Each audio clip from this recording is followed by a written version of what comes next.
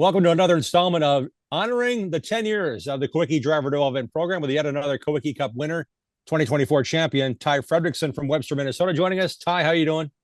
Doing great. How about you, Jim? I'm awesome. 15 years young, you win the Quickie Cup, but last year was something impressive. You burst on the scene, maybe the November before you got a chance to drive in the All-American 400. You applied for the program, and 2024 was pretty magical, wasn't it? Oh yeah, definitely. We had a really good year. Glad that we got into the top seven in 2024. We did in 23, but glad we did in 24. So you've been applying for this for a while, and being the youngest champion, that means at age 12, 13, it was on your radar. Was it on your radar when you were still racing Legends cars across the country? Like, man, someday I want to do that. Definitely for sure. Yeah, I think 2022 I started applying for it, but just I'm grateful that I kept trying at it, and it worked out pretty good for me. Alan Quickie moved south before your dad, Dan, got the chance to race with him. I'm sure your grandpa has some stories about watching Alan race across the upper Midwest before he raced in NASCAR. He was a champion in 92, gone in 93. Your dad really kind of burst on the scene in the late 90s, I guess, more of a regional, national kind of a guy, racing the old ASA National Tour. What were the stories that your dad told that made you even further fueled to be part of the program about Alan? Yeah, not just my dad, but he's got a lot of stories, but just everyone in Wisconsin, every racetrack I'd go to after the races, at least three race fans would come up and tell stories about Alan and how they affected their life, and it was really cool to hear all the stories. You hear about every single perspective of Alan Kwiecki when you're in Wisconsin.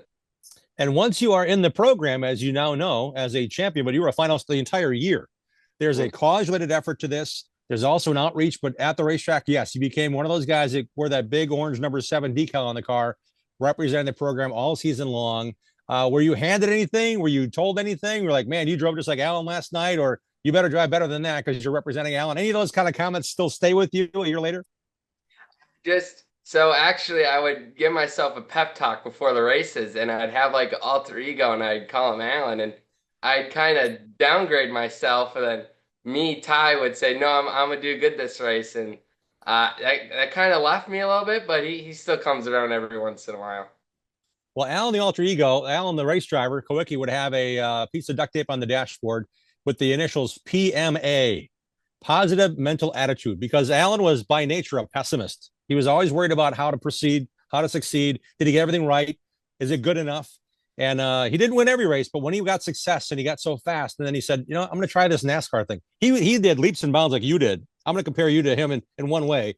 You went from Legends cars to a very short time in Pro Late models to Super Late models. Alan went from go-karts, graduated high school, then graduated college, and got into a dirt late model, which is the highest level in the Milwaukee area.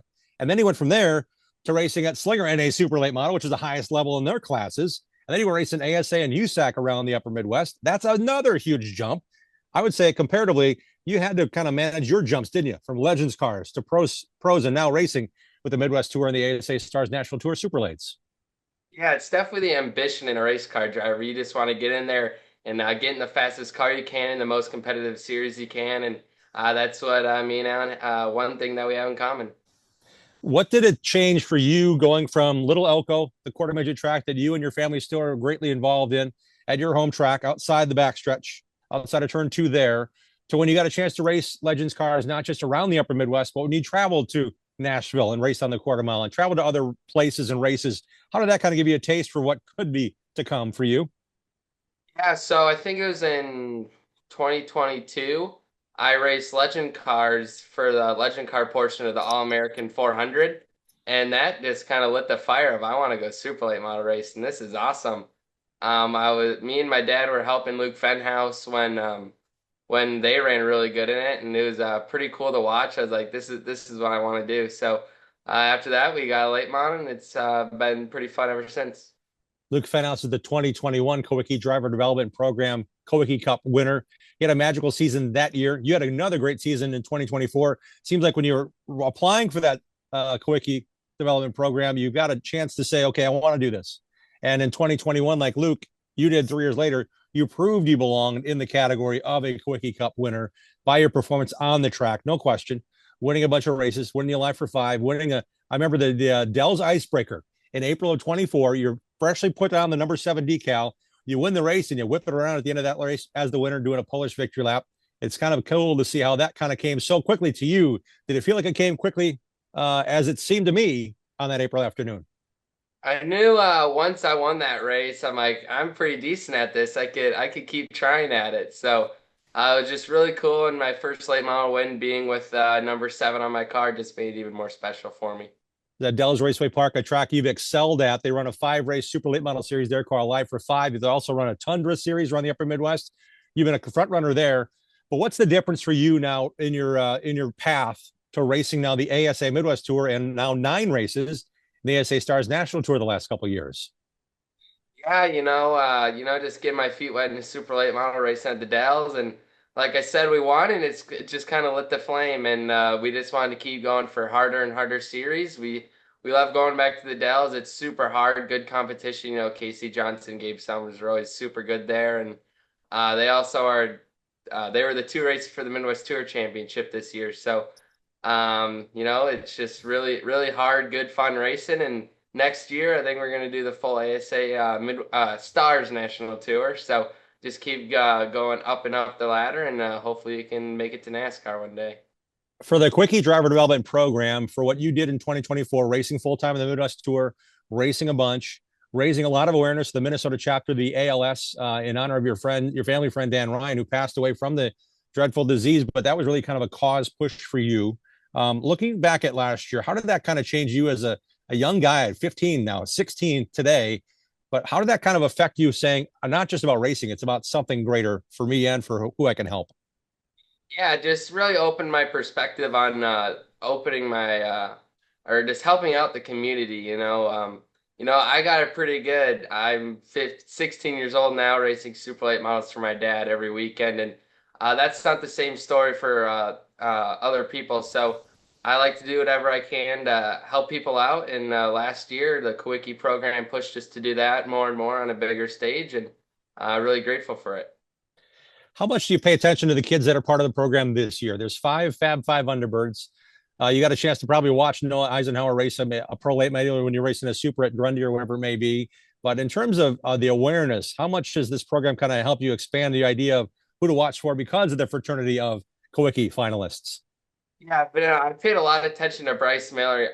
He's a good friend of mine. I like hanging out with him, and unfortunately for him, he's had a really rough year. And I know he's good. I know he can compete and win races. I hope that next year he gets better luck at it. But yeah, just definitely paying attention to all of them. I see Derek's having another good season, and looking forward to see who the winner is. In 2025, Ty, you did a lot of different kinds of racing, including racing at your home track, Elko Speedway, and the ARCA Menard Series, the big time, the 4th division of NASCAR. You got a chance to race a Venerini car there. How did that weekend go? As planned or better than planned by finishing top 5 in your ARCA debut? Yeah, we wanted to go in there and beat them like they owed us money, but that didn't happen. A few things went wrong. My cooling shirt didn't work, so it was kind of just pumping hot water on me through the whole race. So definitely exhausting one, and just some struggles with the car, and just not being used to have such a heavy car driving one. So Mhm. I know if I get another chance, a lot of things can go better, and we'll have an even better result. You only ran 6 times this year in the ASA Midwest Tour, but you got a chance to win back-to-back races at Elko Speedway in Grundy County this year. Had to be a huge momentum boost knowing what's ahead, even at the end of this fall, heading to Nashville for the All-American 400. How big of a deal was that for you, racing as much as you did this year, but now proving you can win not 1, but 2 races back-to-back in the ASA Midwest Tour?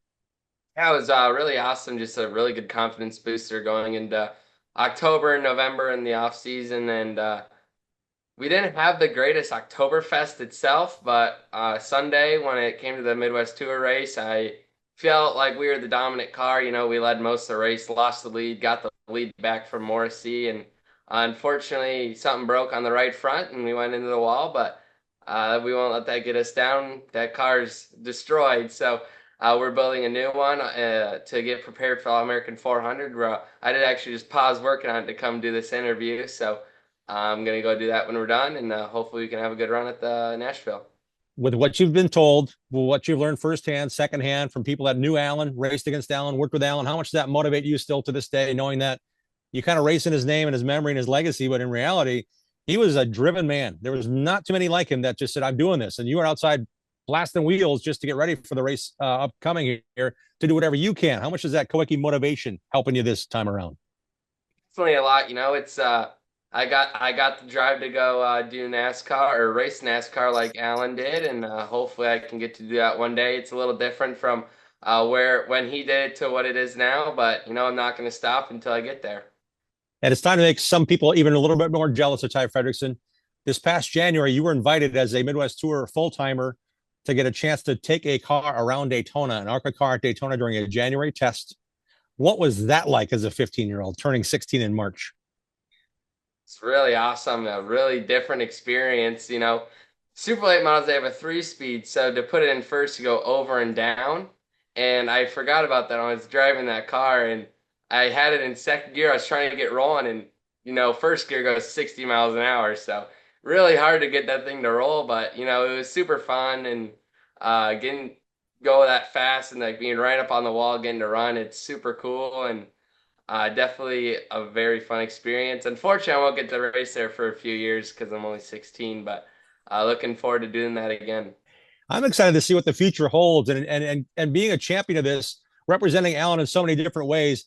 Motivation, Upper Midwest guy. I'm looking ahead to January 1st when the ballots or the applications can start filing in to the Kawicki Driver Development Program. What would you encourage drivers like yourself a year ago, drivers that are maybe older than you that maybe won 3-track championships, drivers that have maybe aspiring to race a super late someday but want to be part of this program? What would you offer them as advice to say you need to apply because fill in the blank? Well, it just gives you it gives you a huge spotlight to everyone in NASCAR. So if NASCAR is your goal, that's just one reason to apply for it. But the help that they give you with the mental coaching, the physical coaching, they have people from different aspects of what it takes to be a good race car driver come in and coach you on it, and it's a really good deal. And I definitely do it if I was a young driver again. And I will tell you firsthand, I saw you the day after the banquet last December where you were honored as the Quickie Cup winner. You flew to PRI and were walking the floor. And it was so neat to see how excited you were about accomplishing that big deal. Now you're still the reigning champ until they decide in December at the banquet who is the champion is this year. How much fun was that knowing that those opportunities have come because of the Quickie Driver Development Program? Yeah, it was super awesome. Walking around there and people recognizing you as a Kawicki champion, it means a lot. And I get to go down there again this year for the PRI, and maybe the champion this year will be down there too. It'd be nice to meet him. Well, it's great to see how things are going well for you, extremely good for you. As Ty said, you got to apply to be part of the program in 2026. We will not know the champion until the banquet coming up early December in Charlotte, but that's going to be a part of the fun, part of the plan, part of the progress of highlighting young racers like Ty throughout the year and throughout this program now for 10 years running. Ty Fredrickson, 2024 Kawicki Cup winner. Can't thank you enough for your time. Best of luck in Nashville and the rest of the season and what's to come. I mean, January is coming pretty quick. Let's go to Speedfest in Corneo right away. Let's book that thing right now. That's right. Thank you. Thanks for having me on. Ty Fredrickson joining us here. If you'd like to know more about the Kawicki program, go to KawickiDDP.com. That's the website, KawickiDDP.com. You see Ty's smiling face with all the drivers he raced with in 2024 and all the champions in 10 years now of the Alan Kawicki Driver Development Program.